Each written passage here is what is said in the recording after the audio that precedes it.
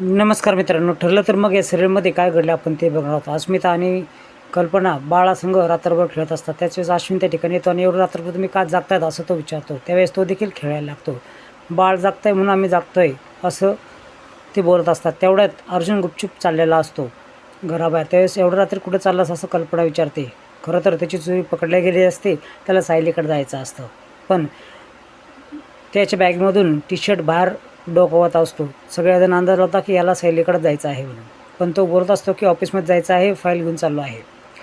त्याची जणं खूप खिल्ली उडवतात. इकडे रविराज प्रतिमात्या तन्वीला झोपी घालत असतात. त्यावेळेस रविराज बोलतो की मला तन्वीची आठवण होत आहे. त्याच वेळेस अर्जुन त्या ठिकाणी येत असतो आणि त्याला पाहून सगळ्यांनाच आश्चर्य वाटतं. एवढं रात्री हा कसा काय आला असा सर्वांनाच प्रश्न पडतो. शेवटी प्रतिमा त्याला खुणून निघून जाते. तो बाळ आणि प्रतिमा आपलं बाळ आणि सायली यांच्यापाशी गुपचूप थांबतो. दुसऱ्या दिवशी तुम्हाला बघायला मिळणार आहे की सचिन प्रियाला भेटण्यासाठी जेलमध्ये आलेला असतो, पण प्रियाला तिथून आधीच कोणतरी सचिनला फोन करण्यासाठी घेऊन गेलेले असतात आणि या दोघांची गाठभेट होऊन द्यायचं नाही असं नशिबानं ठरवलं असतं. पण शेवटी नशिबाचं कौल बदलतो आणि इकडे प्रतिमा त्या सर्वजण नाश्ता करत असतात. त्याच वेळेस कुसुमचा फोन या सायलीला येतो आणि ती बोलते की तुम्हाला डॉक्टरने बोलवलं आहे. त्यावेळेस तिला ठसका लागतो. ठसका लागल्यानंतर अर्जुन पाणी देऊ करतो, पण प्रतिमा त्याच्या पाठीवर हात ठेवते आणि तिचा ठसकाच गायब होतो. तू जादूगर आहेस का असं सायली बोलते. त्याच वेळेस सुमन आठवण करून देते, तुम्हाला काय आठवलं का? हेच वाक्य लहानपणी त्यांनी देखील बोललेले असते. त्यावेळेस प्रतिमा त्या हो बोलते आणि ह्या दोघांचं बोलणं अर्जुन ऐकतो. अर्जुनला देखील आश्चर्य वाटतं की एवढं साम्य कसं काय. सायली देखील भ्रमात अडकते.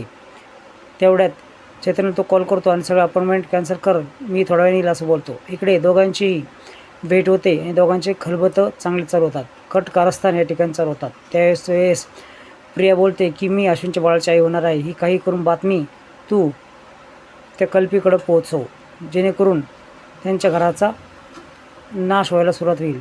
नक्कीच त्यांना दुःख होईल. आता हा हुकमाचा एक्का माझ्याकडे आहे. डॉक्टरांना अर्जुन झापत असतो आणि बोलत असतो की तुम्ही हल्ला झाला त्याच्यापासून पळत आहात.